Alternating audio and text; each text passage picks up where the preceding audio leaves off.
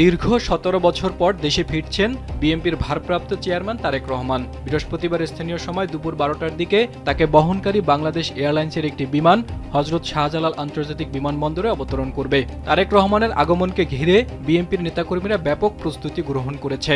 সারা দেশ থেকে লাখ লাখ নেতাকর্মীরা তারেক রহমানকে সংবর্ধনা দিতে রাজধানীতে জড়ো হয়েছেন।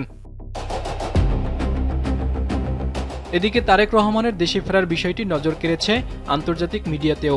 বিশ্বের একাধিক আন্তর্জাতিক মিডিয়া বিএনপির ভারপ্রাপ্ত চেয়ারম্যানের দেশে ফেরার বিষয়টি খুবই গুরুত্বের সঙ্গে প্রকাশ করেছে। কাতার ভিত্তিক সংবাদ মাধ্যম Al Jazeera, Reuters, The Hindu, Daily Sabah এবং পাকিস্তানের জিও নিউজ সহ একাধিক সংবাদ মাধ্যমে তারেক রহমানের দেশে ফেরা নিয়ে বেশ গুরুত্বের সঙ্গে সংবাদ প্রকাশ করেছে। ফ্যান্টাস্টিক ওরে ক্রিম বিস্কিট।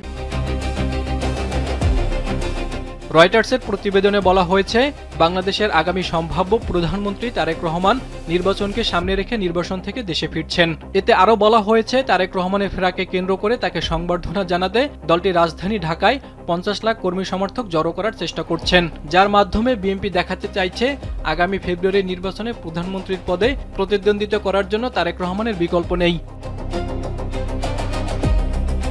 রয়টার্সের প্রতিবেদনে আরও বলা হয়, ৬০ বছর বয়সী তারেক রহমান অসুস্থ সাবেক প্রধানমন্ত্রী খালেদা জিয়ার ছেলে এবং বিএনপির ভারপ্রাপ্ত চেয়ারম্যান। আগামী ১২ ফেব্রুয়ারি সংসদ নির্বাচনে তার ভূমিধস জয় হতে পারে বলে ধারণা করা হচ্ছে।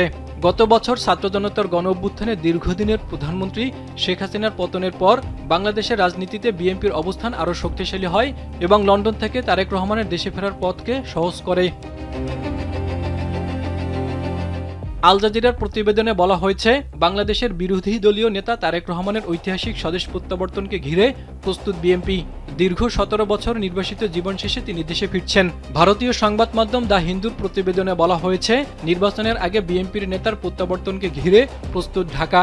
এতে আরও বলা হয়েছে, প্রায় ১৮ বছর লন্ডনে নির্বাসনে থেকে দেশে ফিরছেন বিএনপির ভারপ্রাপ্ত চেয়ারম্যান তারেক রহমান। তার দেশে ফেরার মধ্য দিয়ে আগামী ১২ ফেব্রুয়ারি নির্বাচনকে ঘিরে আনুষ্ঠানিকভাবে প্রচারণায় নামবে বিএনপি। জাহিদুল ইসলাম, কালবেলা।